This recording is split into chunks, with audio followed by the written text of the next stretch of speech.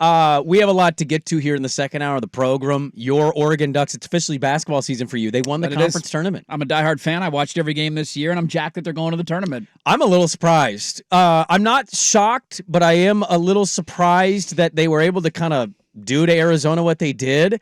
Also, it's Arizona. Arizona chokes every year in some way, shape, or form.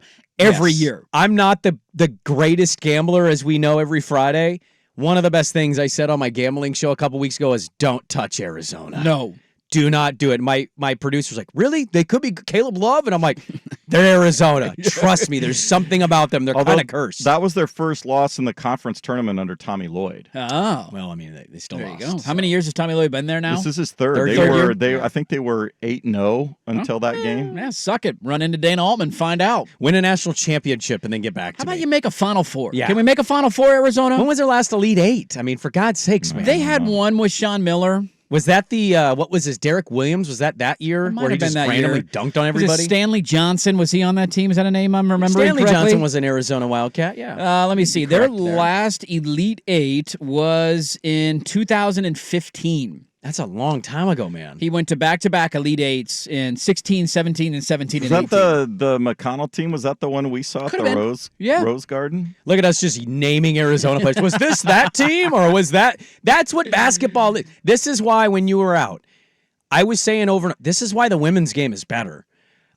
It's more continuity, and with these teams, like we're just naming random. Was this that team? Oh no, it was that team, because it's so filled with the one and done that it's hard to remember which teams these are. It is. Oregon's a little different, and Folly Dante's been there for a while, and they captured the magic. They beat a Colorado team that played them pretty well this year. Yeah, they can't win in Boulder, but you get them in Vegas, you got a puncher's chance. They lost I think their last season conference games were against Utah and Colorado. They lost against Colorado. Yeah. They were able to turn it around, and Folly Dante was perfect from the field. He was a monster on defense. And they beat the Buffs. They win the Pac-12 crown. Yeah, it was funny that it happened because I did see some of the discourse while I was out around Oregon basketball, which I do kind of chuckle at from time to time. Like, there's not that many diehard Oregon fans with basketball. There just isn't. And that's okay. Like, college basketball isn't what it used to be, and there's just not that level of fandom around here.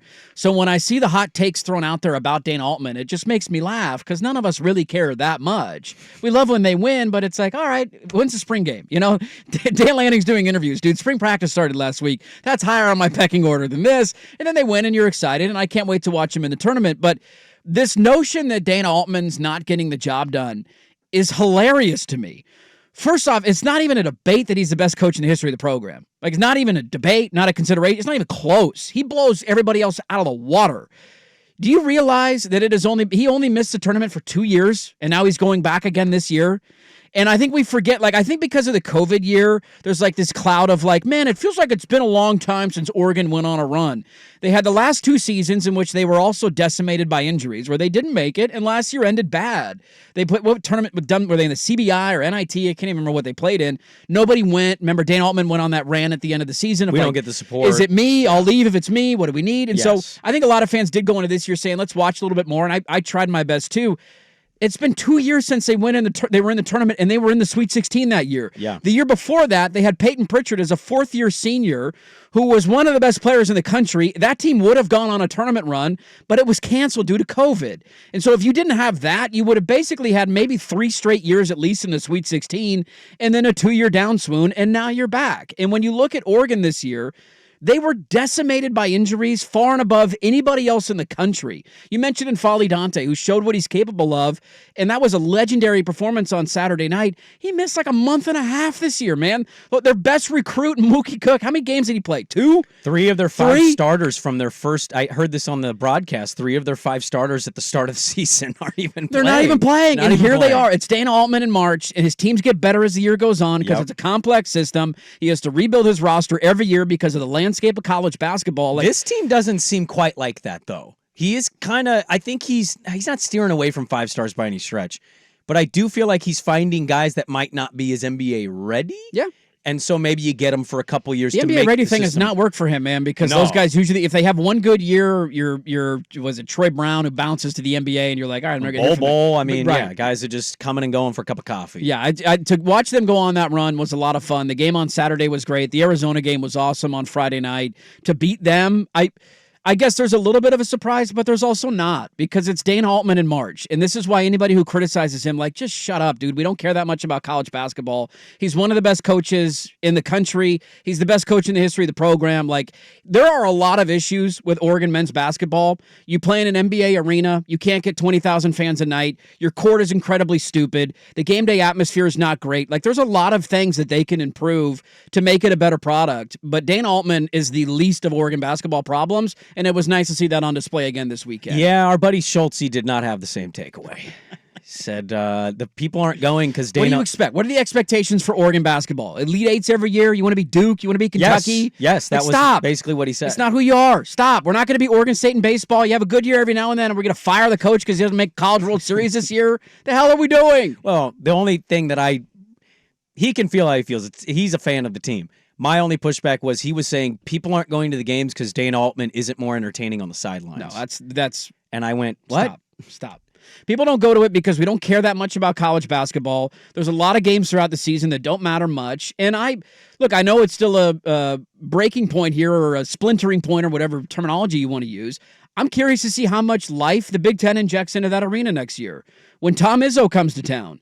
And Indiana comes to town, and Illinois, or Maryland, like there's a lot of big time programs that are going to be coming through, and you're like, hey, Michigan's here. Juwan Howard's coach. I know they came this year. They fired him. Oh, they fired Juwan Howard? That happened? I missed that. Terrible. I mean, he wasn't very good, but I do wonder how much that will inject life. But it's a long season with a lot of home games, and you play in you cannot fill 20,000 people. You could fill 10 at Mac. Go back to Mac Court, and you could sell out every game. It's not going to happen at Matthew Knight. The other problem I think with this sport, and we'll get to some of the other stuff here, but the other problem is, a lot of your non-conference is happening when we care so much about football. And a lot of them are games that are horrible Where games. Where are they playing? The Bahamas. Who'd they beat? Iona.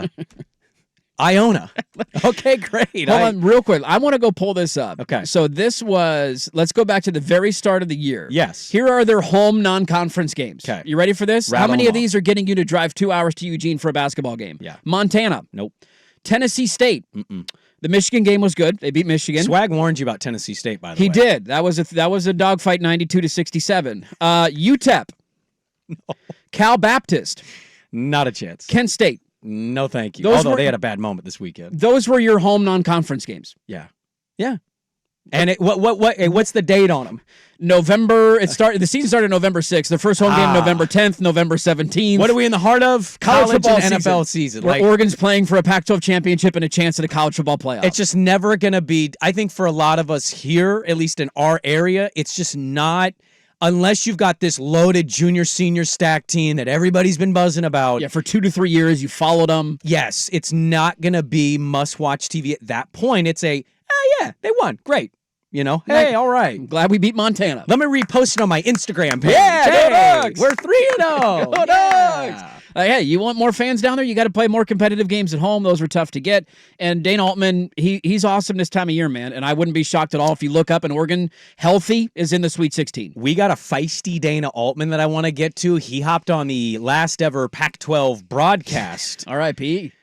Fox Sports, piss off. Are you kidding me with your goodbye partner? Did you see this? We will remember you. They did like the end of Toy Story when Andy's driving away and they're like, we're going to miss you, pal. It's like, you ruined it. It's the meme with the guy holding the gun with the dead body behind. Who did this? Who did this? Right. You did, Fox Sports. The hot dog. We're just looking for the person responsible. I don't know, it could be anybody. But we got Dana Altman feisty on the postgame of the Pac-12 Network. Where's this Dana Altman been all my life? I want to play that.